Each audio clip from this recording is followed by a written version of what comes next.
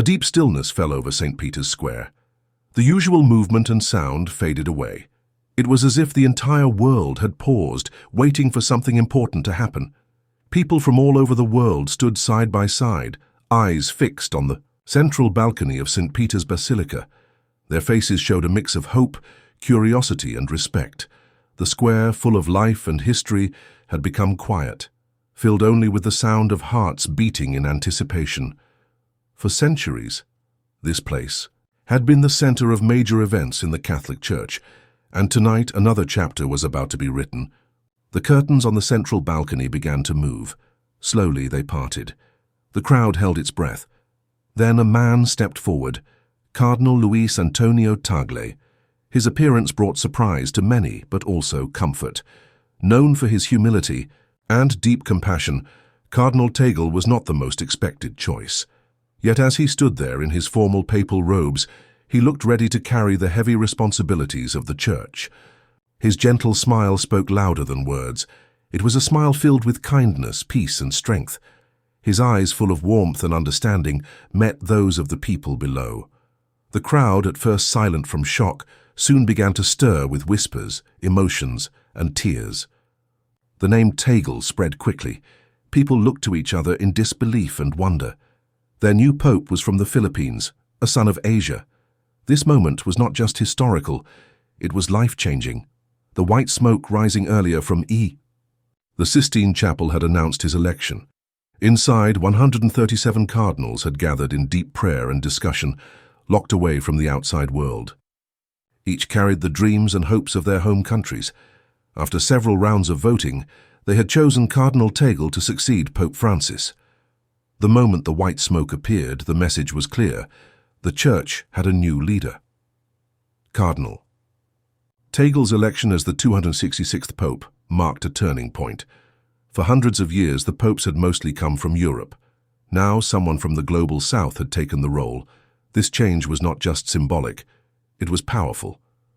It showed that the Catholic Church was truly global, reaching every corner of the world. Pope Tagle's background was not just different, it was deeply meaningful. He was born and raised in the Philippines, a country rich in faith, but also facing many challenges.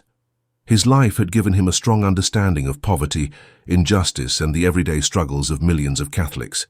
His deep empathy and concern for the poor and the forgotten had always stood out. Many people saw his election as a sign of hope, a sign that the Church would now listen more closely to the voices of those who had long been on the edges. In the Philippines, celebrations broke out instantly. People took to the streets with joy and tears. For them, this wasn't just a proud moment, it was a dream come true.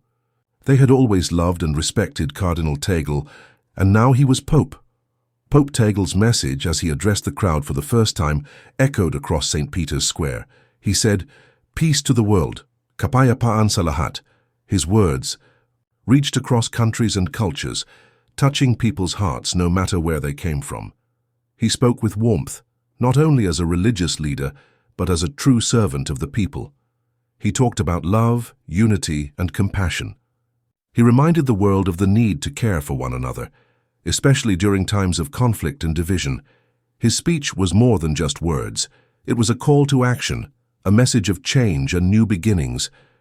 He talked about a church that welcomed everyone, a church that saw no walls, no division, no difference, a church for all people, no matter their background or beliefs. His voice called out to those who had felt forgotten by the Church. He invited them back with open arms, with honesty and kindness.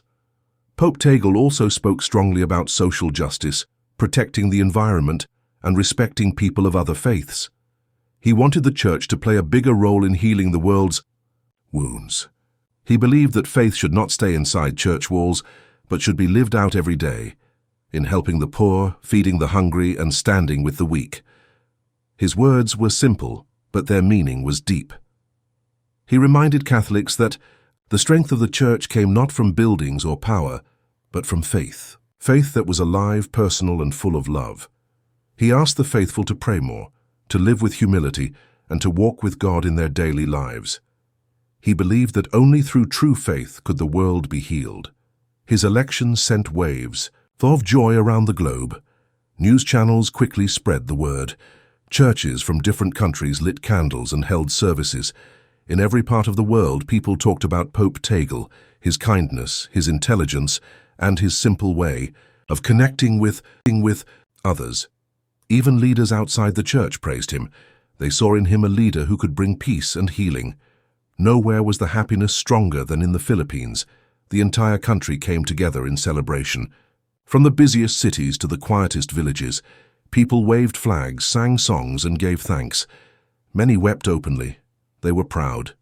They were hopeful. For the first time, a Filipino had become Pope. And not just any Pope, but one who deeply understood the pain and dreams of everyday people. As the sun began to set over Rome, the soft golden light filled St. Peter's Square. Pope Tagle finished his speech, and the crowd began to cheer. The applause was not just for him, but for the hope he had given.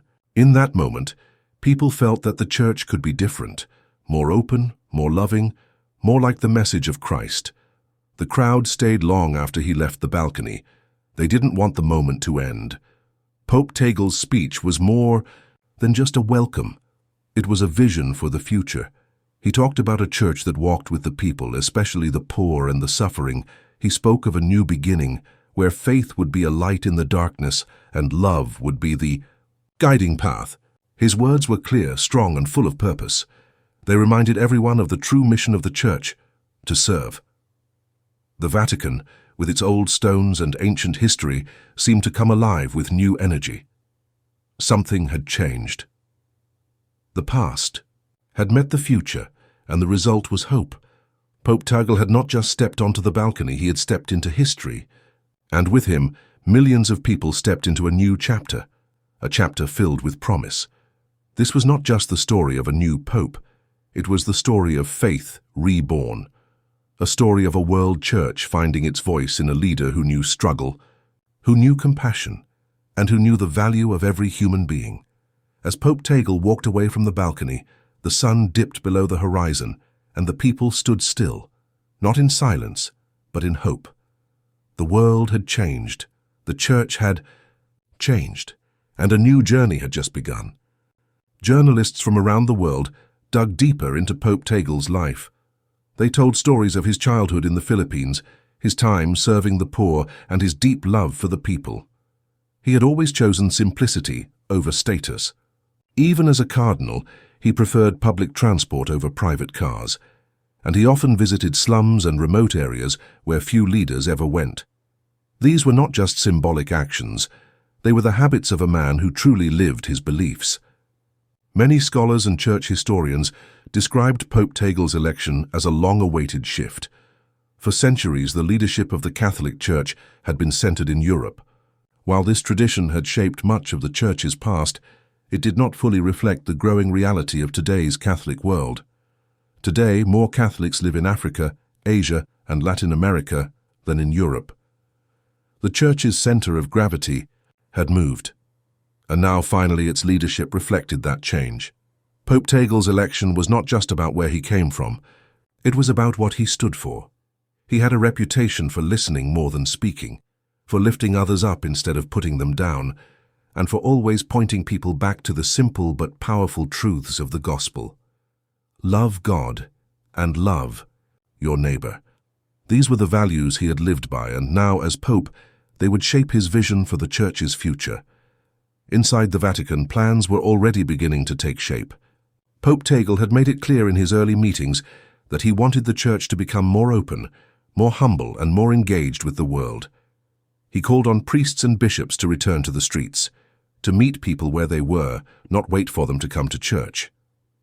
He asked church institutions to do more for the poor, the refugees, the sick, and the outcasts. For Pope Tagle, the Church was not a place of power, it was a place of service. In his speeches over the following weeks, Pope Tagle continued to focus on simplicity and inclusion.